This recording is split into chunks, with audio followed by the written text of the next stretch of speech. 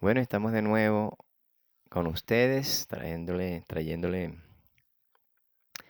una nueva información bíblica. Y eso es que se trata y a eso es que nos dedicamos, a llevarle toda la información. Solo que quisiera hacer más frecuente, solo que como nos dedicamos también a otros quehaceres, no tenemos el tiempo completo para esto. Fíjense, el tiempo de hoy. Perdón, el título de hoy, el mensaje se titula El ungido de Jehová. Y quizás no sea tan largo, quizás sí se alargue, pero quisiera hablar acerca del ungido de Jehová porque es que veo mucha gente que trata ese tema del ungido de Jehová. No toques al ungido de Jehová, no te metas con el ungido de Jehová. Y es problemático no porque no sean ungidos, porque nadie está diciendo que no son ungidos, los ministros, pues.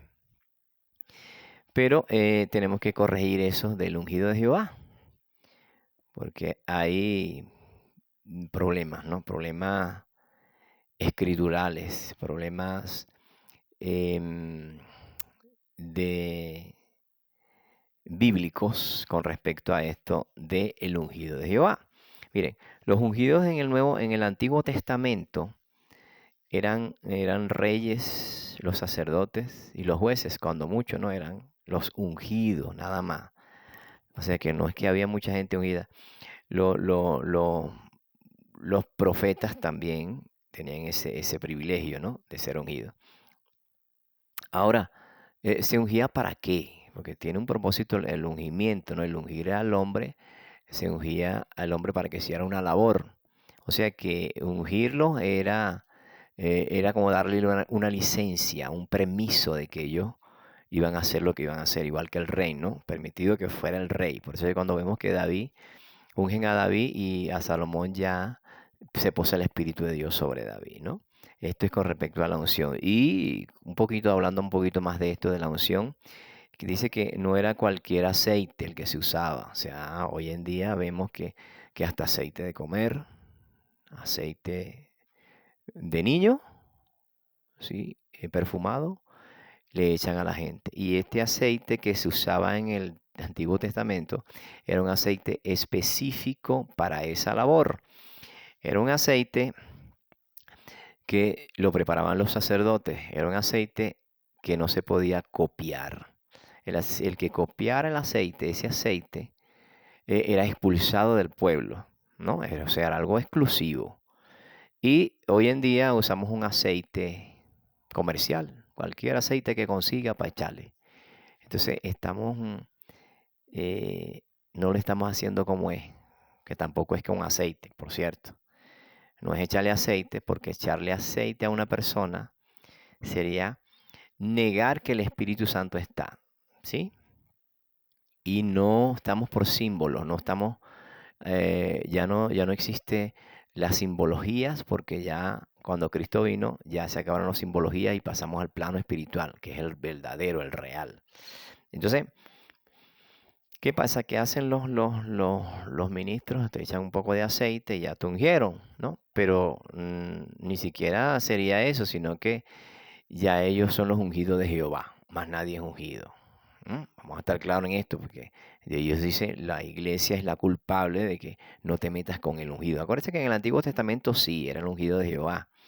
Solo que en el Nuevo Testamento no existe el ungido, son los ungidos. No sé si me doy a entender. Fíjense que los ungidos de hoy en la iglesia, son todos, no hay uno solo en específico que es el ungido, porque ese es el que Dios escogió para ungirlo. No, nos unge a todos y escoge a uno para hacer una labor específica. ¿Sí? Por ejemplo, escoge a una persona para que pastoree, que tampoco se llama pastor, se llama anciano o diácono, ¿no? Para que dirija la iglesia, pero hace funciones de pastor. Y esto es lo que sucede. Escogen a alguien capacitado, por supuesto, para que dirija una congregación. Un pastor, pues. Y es lo que, sí, lo que menos se hace, porque nos preocupamos más por un templo y por una cosa que por el templo que es el cuerpo de nosotros, ¿sí? Y ayudar al templo del cuerpo de nosotros, que es donde habita el Espíritu Santo, no en las cuatro paredes, porque siempre yo oigo, mire, antes de que ustedes llegaran, el Espíritu Santo había llegado, pero si es que el Espíritu Santo anda conmigo, ¿cómo va a llegar antes que yo? ¿Sí? Y soy el templo y morada del Espíritu Santo. Es que lo que quiero aclarar, lo que quiero aclarar es que no hay un ungido. Hoy en día no hay un ungido, porque si yo digo que hay un ungido, entonces cuando Cristo muere en la cruz del Calvario, ¿qué sucede? El velo se rasga y nos da Dios acceso a que nosotros podamos ir directamente a su presencia y hablar con Dios. Ya no hay un ungido en específico. Y que dice Joel, capítulo 2, verso 28, dice que derramaré de mi espíritu sobre toda carne, dice Joel. Pero en el capítulo, en Hechos, cuando allí Pedro está hablando, sí le dice en el capítulo 2, Hechos capítulo 2, verso 16. Mas esto es lo que dijo el profeta, esto es lo que dicho por el profeta Joel, dice. Y en los postreros días, dice Dios, derramaré de mi espíritu sobre toda carne. Si derrama su espíritu sobre toda carne, ¿cómo es que hay un ungido especial? Ahora, ¿cuál es el problema? El problema es que no se le puede decir nada a los pastores porque es un ungido. Mire, una cosa es decir, o corregir a alguien bíblicamente, y otra cosa es ser grosero y faltarle el respeto. Nadie está hablando de faltar respeto a ningún ministro. Quiero que sea claro en esto, ¿no? Porque malinterpretamos lo que es crítica y corrección. Hemos malinterpretado lo que es crítica y corrección. Cuando yo te critico por la Biblia, bíblicamente te critico o hablo por la Biblia, yo te estoy corrigiendo. Pero si yo de mis propias palabras te estoy diciendo cosas sin fundamento bíblico, te estoy criticando. Esa es la gran razón y la gran verdad. Porque decimos, no, que que te critican. Entonces, oye, ¿cómo haríamos con Cristo que corrigió a Pedro llamándolo diablo o Satanás? Apártate de mí, Satanás. ¿Sí? Ese está el pasaje bíblico. ¿Cómo hablaríamos entonces de Pablo que dice que corrigió a Pedro cuando habló de la circuncisión, que no era literal, sino ya era en el corazón espiritualmente? Como hablamos de Eliseo cuando ni siquiera corrigió a Jesse, sino que le pegó la lepra de Naamán. ¿Cómo hablaríamos de Cristo cuando corrigía a los fariseos, que los llama hipócritas, ¿ya? Y los llama ladrones, y le dice un poco de cosas a los fariseos, ¿ya? Y vemos a Natán cuando corrigía a David. O sea, una cosa es corregir y otra cosa es criticar, ¿sí? Se hacen unas denuncias también, Cristo hace unas denuncias con respecto a los fariseos, pero la denuncia ya después explico qué es eso. Pero fíjense, la Biblia dice que edifiquémonos unos a otros. Nosotros tenemos que edificarnos unos a otros. Y ahorita el único que quiere edificar se llama el pastor. Y la Biblia dice, claro, no es que nos corrijamos unos con otros, edificándonos unos a otros. Y yo puedo corregir a alguien. Porque si tú dices una barbaridad o algo que no sea bíblico, la iglesia va a seguir torcida. Pero mire, una de las que tienen mayor culpa es la iglesia. ¿Por qué tiene mayor culpa? Porque ellos son los que permiten que los ministros hagan esto y no se debe permitir, se debe corregir. Una cosa es corregir, como ya les dije, con respeto al ministro, ¿sí? Porque tú tienes la responsabilidad de que Dios te va a llamar a cuenta. La iglesia, Dios la va a llamar a cuenta y le va a decir, si tú lo sabías y yo te lo enseñé y aprendiste, ¿por qué no corregiste al ministro? ¿Sí? Entonces cada quien tiene una responsabilidad. Si te echan, si te botan, si te expulsan, no importa. Pero tú estás haciendo lo correcto delante de Dios. A veces parece que tenemos más, es miedo de que me vote el pastor, de que me vote Cristo y me eche al infierno. O mi responsabilidad de cristiano, porque tengo una responsabilidad de cristiano. Un verdadero cristiano tiene que estar apegado a la escritura. ¿Ya? No porque digan cualquier locura la gente aplaude. No. Yo creo que nosotros tenemos que corregir las cosas que están mal. Por eso es que vemos tanta abominación desoladora, ¿no? Tanta herejía en la iglesia. Es impresionante porque nosotros permitimos. De hecho, no estudiamos. Jesucristo dijo, escudriñad las escrituras. Jesús no dijo, dejen que los pastores oigan todos los que ellos dicen. Y no, dice escudriñar las escrituras porque a vosotros parece que en ella tenéis la vida eterna y ya son las que dan testimonios de mí. ¿De qué tengo que saber yo? De Cristo. Y si tú estás hablando torcidamente de Cristo, yo tengo que corregirte bíblicamente, vuelvo a repetir, bíblicamente, y sin grosería. No ser grosero con ningún ministro, porque ellos son los que han sido puestos por Dios, pero yo tengo mi deber como oveja decirle, pastor, usted está haciendo como no dice la escritura. Y llamarlo, pues. Y no, yo le digo porque a mí me sucedió. Yo traté de corregir a alguien y él me dijo, vaya, siéntese. Como que usted no sabe nada, el que sabe soy yo. Entonces parece que son Cristos en la tierra. Parece que son Dios en la tierra.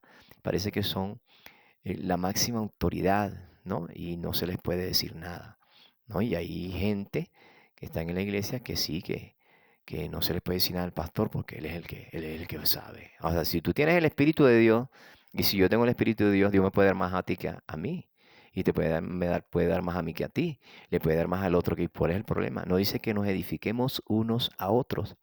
Yo necesito aprender de otro, tú necesitas aprender de mí y todos necesitamos aprender de cada uno de nosotros. Entonces, lo que ahí parece que es un egoísmo y se han hecho dueños del negocio de Dios. Jesús dijo, en los negocios de mi Padre me es necesario estar. Fíjate lo que dice Jesús, no dijo en mi negocio, dice en los negocios de mi Padre me es necesario estar. Si este negocio, que es la salvación, es de Dios, oye, oigo la palabra de Dios, pero si ese negocio es tuyo, no voy a escuchar la palabra de Dios ni de nadie, porque es tu negocio y no quieres que te echen a perder tu negocio, porque el problema no es cuidar la grey, el problema no es que tú vas a cuidar la grey, que tú vas a cuidar a la gente, el problema es que es el negocio de Dios, ¿sí? Ese es el problema y lo he convertido o lo hemos convertido en mi negocio. Entonces, ¿qué sucede con estas cosas? Fíjense, dice que todos tenemos el deber de corregir a los ministros, solo con la palabra y con respeto. Lo vuelvo a repetir, con respeto. Entonces, ¿qué es lo que quiero aclarar en este punto? Todos hemos sido llenos del Espíritu Santo según Joel capítulo 2, verso 28 y según Hechos capítulo 2, verso 16. Derramaré de mi espíritu sobre toda carne. El Espíritu Santo se derrama para que, acuérdense, la unción es un permiso o una licencia que se te otorga para hacer un trabajo. Esa es la unción. Entonces a veces confundimos la unción con el Espíritu Santo y creemos que es un don. Acuérdense que es un don y los dones los da el Espíritu Santo. No quiere decir que tú tengas al Espíritu Santo, ¿no? Puede ser que sea el don, porque hay gente que profetiza y puede ser que sea un don y no que tú eres ministro o un profeta, ¿sí? Como ministerio, pues. Y así sucesivamente muchas cosas. Y lo digo porque hay este, textos bíblicos que te confirman, ¿no? Como aquellos que dijeron, Señor, en tu nombre echamos fuera demonios. Fíjese lo que dicen, en tu nombre echamos fuera demonios. O sea que en el nombre de Jesús, sin tener el Espíritu Santo, puedes echar el demonio, correcto. Pero estás haciendo maldad, porque la maldad no es que hecho es el demonio, es que estaban haciendo mal, ellos estaban obrando mal, no haciendo esto, sino que vivían, su vida no era agradable a los ojos de Dios, entonces estaban haciendo mal. Y que en su nombre podía echar demonios, sí, podía echar demonios, en su nombre podía sanar enfermos, en su nombre podía hacer muchas cosas que hacían. Y Jesús le dice, apartados de mí, hacedores de maldad, o sea que estaban haciendo maldad y podían echar demonios. ¿Qué les parece? Increíble, ¿verdad? Impresionante. Ahora, la unción la puede tener estando muerto. Usted puede tener unción estando muerto espiritualmente. Y aparece cuando muere Eliseo, que matan a un hombre, lo tiran en donde estaba el sepulcro de Eliseo, que era una cueva, y los huesos de Eliseo levantan a un muerto. Se fija, la unción no quiere decir que los huesos tenían el Espíritu Santo, es la unción que le quedó. Entonces, tú puedes tener unción y no puedes tener el Espíritu Santo. Peligroso. Así que una de las cosas que Jesús le dijo a los discípulos, alegrados, cuando dijeron, Señor, los demonios se sujetan en tu nombre, le digo, alegrados de que vuestros nombres están escritos en el libro de la vida. Entonces, ¿en qué tenemos que nosotros estar pendientes? Cumplir lo que nos mandó a cumplir, su palabra. ¿Ya? Entonces, eso es uno de los mensajes que quería dejarle con respecto a los ungidos. Todos estamos ungidos por el Espíritu Santo. Si tú tienes a Cristo, por supuesto, si aceptaste a Cristo en tu corazón, vino el Espíritu Santo y te ungió, ¿sí? O te unge para hacer la labor que tienes que hacer, o que te mandaron a hacer, o que nos mandaron a hacer. Así que no confundamos que ninguno es especial para Dios. ¿Ya? Si el especial para Dios es Cristo y murió en la cruz, ¿qué quedará para usted y para mí? Así que ninguno aquí es especial. El grande, el majestuoso, porque a veces ponen unas pancartas y unos avisos para anunciar que llegó el gran evangelista. Cuando el grande aquí significa Cristo. Cuando el grande aquí es Cristo. Cuando el que yo tengo que, el protagonista y exaltar es a Cristo. Ni siquiera a mí, ni a ningún hombre, es a Cristo.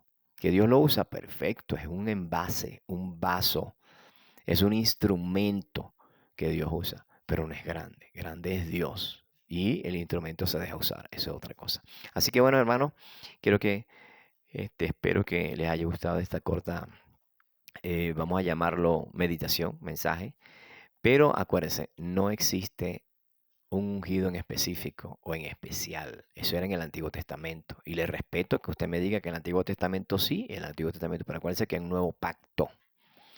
Sí, y el nuevo pacto ya es más espiritual que literal. Entonces, ya el aceite no lo use, por favor, porque agarran el aceite y se lo echan a las paredes, se lo echan a todo, ungiendo qué, si no te protegen los ángeles, y si no te protege Cristo, su nombre, y si por la sangre no te limpia, porque es que, lo vuelvo a repetir, como ya lo dije en otras ocasiones, tenemos que ordenar las cosas como son y colocar las cosas en su lugar. La sangre es para limpiarte de pecado, ¿sí? La palabra para limpiarte de pecado, para hacerte crecer. El nombre de Cristo para echar fuera demonios y para hacer muchas cosas más.